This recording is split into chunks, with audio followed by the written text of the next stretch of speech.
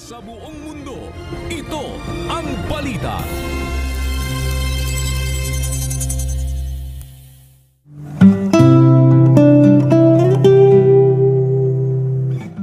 Sapagkat sa kakulangan ng gatong ay namamatay ang apoy, at kung saan walang mapaghatid dumapit ay tumitikil ang pagkakaali.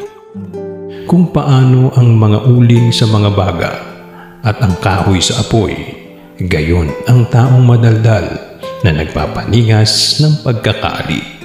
Kawikaan 26:20 hanggang 21.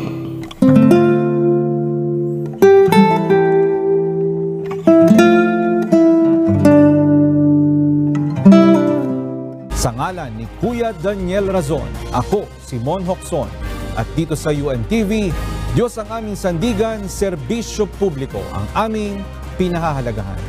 Magandang tanghali.